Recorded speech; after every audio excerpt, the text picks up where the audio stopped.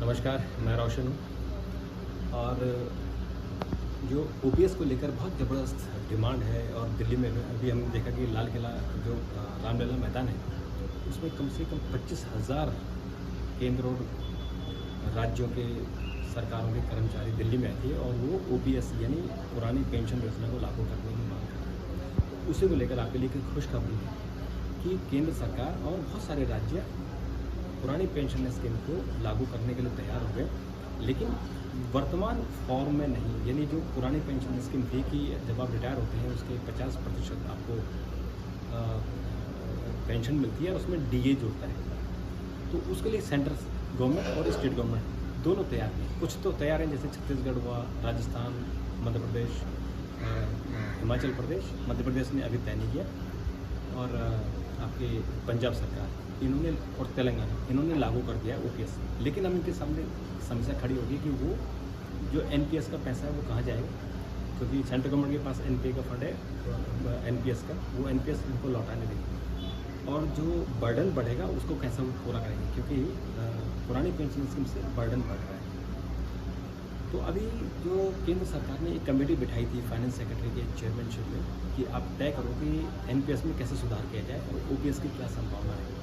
तो इसमें एक जो बात निकल कर आ रही है कि ये कमेटी अपनी रिकमेंडेशन करने वाली है कि जो आदमी रिटायर होगा उसका लास्ट पेमेंट करना, यानी लास्ट जो उसकी सैलरी होगी उसका 50% नहीं बल्कि एवरेज जो सैलरी होगी, यानी स्टार्टिंग से लेकर लास्ट तक उसके बीच में कोई सैलरी होगी, उस एवरेज सैलरी का 20% वो पेंशन में देंगे। और जो डीए होगा उसको शामिल नहीं करेंगे, क्योंकि डीए तो हर 6 महीने में बढ़ता है, तो वो फिर पुरानी पेंशन स्कीम की तरह फिर वो बड़ा अमाउंट हो जाएगा। जैसे मैं आपको उदाहरण के तौर पर कहता हूँ कि जैसे एक आईएएस जब वो सेक्रेटरी बन जाता है तो उसका जो पे स्केल है वो 2,25,000 का पे स्केल है, और उसमें हम डीए हुए सब मिला उला के देखें तो करीबन 4-4.5 लाख रुपये की उनकी तनख्वाह बनती है। तो उसका अगर वो 50% करेंगे, जो पे स्केल है 2,25,000 का, तो वो करीबन 1.25 लाख बैठता है, और उसमें डीए जोड़ दें 14%, तो वो फिर कम से कम 2 लाख हो जाता है। यानी एक सेक्रेटरी का पेंशन 2 लाख होती है।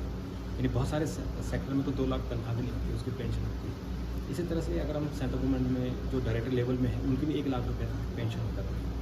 तो इसलिए कमेटी ऐसा कह रही है कि आप जो टोटल आपकी सैलरी है, एक एवरेज सैलरी का 20% आप करो।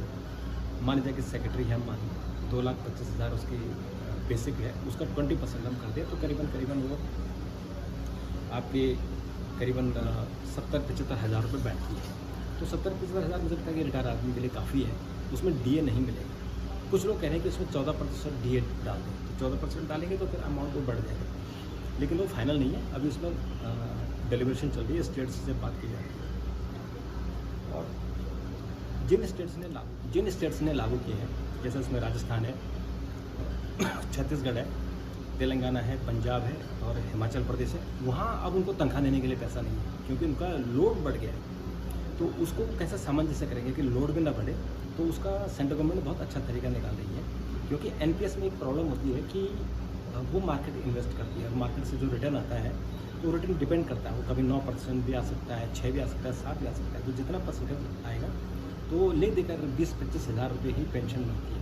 तो 20-25 हज़ार से अच्छा है कि अगर कोई डायरेक्टर लेवल का है और उसकी अगर सैलरी, उसकी जो पे स्केल है, अब टोटल मिलाए हैं तो करीबन वो 1,45,000 या 50 तक की उसकी पे स्केल होगा। उसका 20% करीबन 30-35 हज़ार रुपये हो जाता है।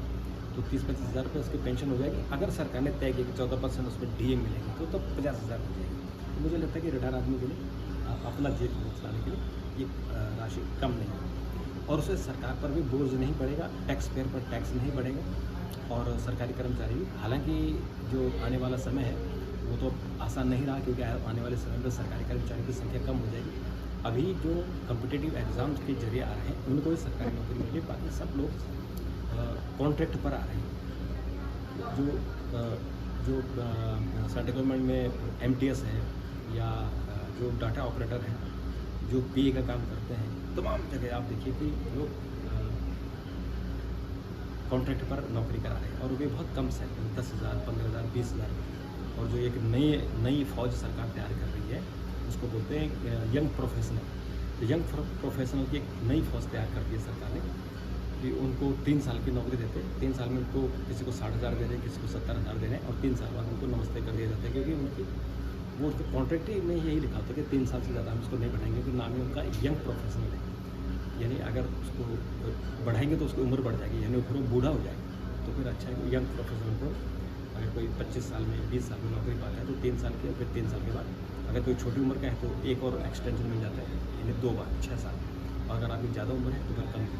तो इसलिए सरकार की जो कर्मचारी वो कम है उनकी संख्या, और ओपीएस को लेकर जो विवाद चल रहा है उसमें एक बीच का रास्ता निकलने की संभावना है। तो जो भी इसमें आगे निकलता है जो भी बातें उस पर फिर मैं आपसे चर्चा करूँगा। तब तक के लिए नमस्कार, थैंक यू, धन्यवाद।